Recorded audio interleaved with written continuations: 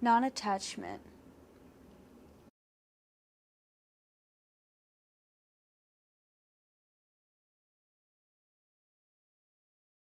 One moment, a particular person or situation doesn't really matter to you. It can leave if it wants. It's no effect on your life. And then the next moment, you feel if it was there, it would help to complete you. These lapses of judgment are not to be ignored. They serve a purpose, and I think the biggest reason and purpose for them is to show you that you are still human. If you did not care for and love other beings and want them a part of your life, you wouldn't be getting the most out of the human experience as you could. The problem is when they go awry and where you derive your sense of being off of these people or situations. When your sense of being is based off of a person or situation, you are lost in a cycle of others' perceptions of you, unable to figure out what your perception of your own self is. Others will always have opinions, ideas of you. The only solid idea that is necessary to stick is, of course, yours. Remember, their idea and perception of you does not hold any value in your world unless you want it to. Why do you need this person? Why will it make you complete to have it? What are you lacking in your own life that's not allowing you to find completeness within yourself? When it comes to partners, I feel that our need to have a counterpart is our innate need to join our male and female energies. Where we come from, we are not separated into gender.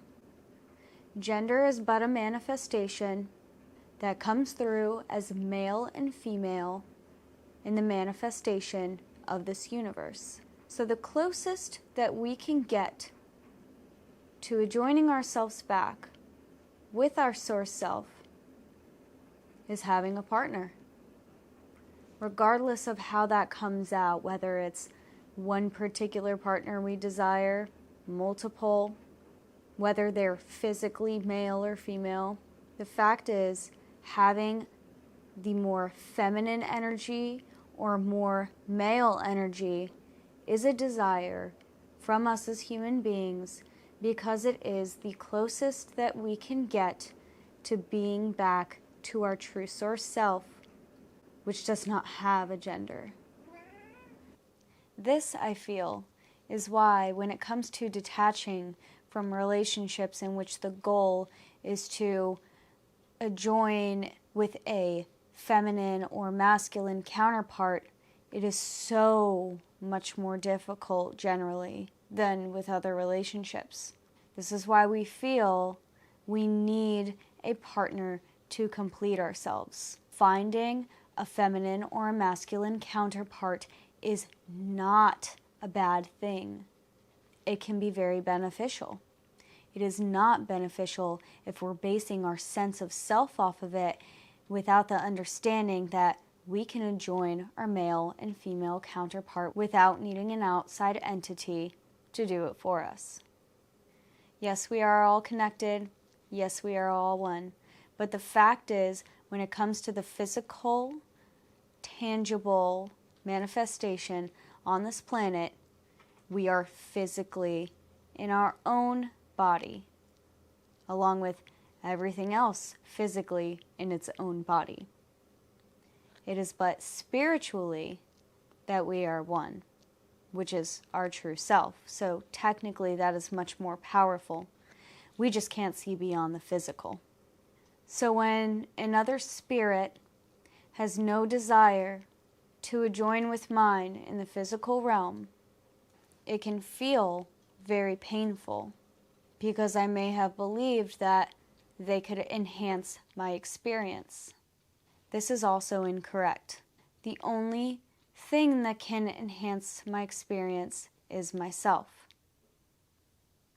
I may have a momentary period of a physically outside entity bringing joy or happiness into my life, but the true source of this joy and happiness is within myself when I allow the outside entity to bring the joy and happiness to me.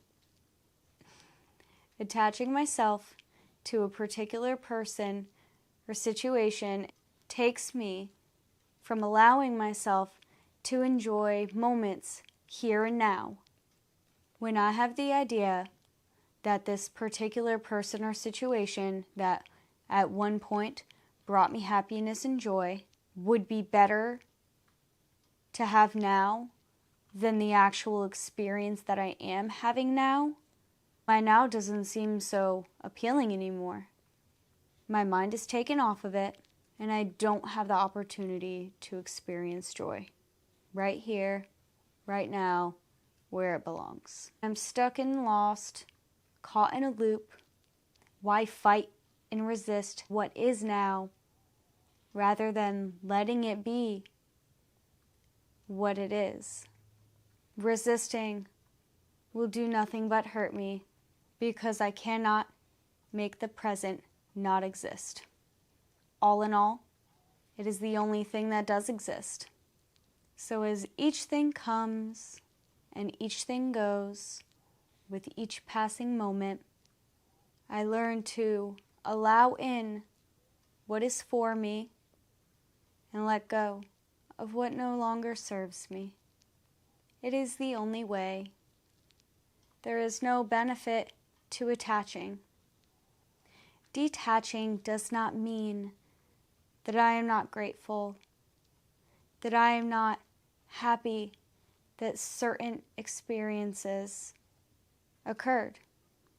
It just means that I don't have to derive my sense of self off of them. If I want to derive my sense of self off of other people and situations, I can stay binded to these etheric connections, dragging around these chains all day, everywhere I go. Or I can break them, setting myself free. I can attach to emotions. When I have an emotion that feels comfortable for me, I can think that it belongs within me. This goes for anger and sadness, depression. These are emotions that can become very comfortable and settle into the body. And when the body does not have that emotion occurring in it, it feels there's something wrong. So the ego creates something to make those emotions be able to sit comfortably back in your spirit. These emotions are not you. No emotion is you. Emotions are thoughts in motion, a defense mechanism from the mind to signal the body to jump into action. I am grateful for my natural defense mechanisms. But I must remember we have evolved quite significantly over the years. And a lot of these defense mechanisms have gone awry because we no longer need them like we once did. I feel the mind and body may have yet to catch up. And here we have climbing mental instability, with people running and attaching with less idea of who they are, with more and more numbing of the spirit so that it does not need to be dealt with. I understand. I spent over half of my life drastically trying to run and numb myself. The other big chunk of it I spent confused, not understanding what was going on around me. I am very grateful that I know more of what I know today. Thinking that people should react and act in the way that fits my particular moral compass is wrong and not a fact. Thinking that others should conform in any way at all to my particular ideals is not a beneficial thought, as it's not a fact. Other beings are going to do what they please to do, as I will do what I please to do. And if I want that freedom, I must allow them to be able to have that freedom as well, even if that means they decide one day to step out of my life. My choice is my choice, and theirs is theirs. Thinking that the way things end up and an outcome of a situation is supposed to conform to my ideal is unrealistic and will always end up in disappointment. If the situation does not turn out in the way that you wanted it to, it can build resentment, turning into a negative attachment, which unfortunately is more common than not. If we don't want to attach, we learn to be present in the here and now and not in what doesn't exist, which is the past or the future. And remember to not derive our sense of self off of anything except for ourself.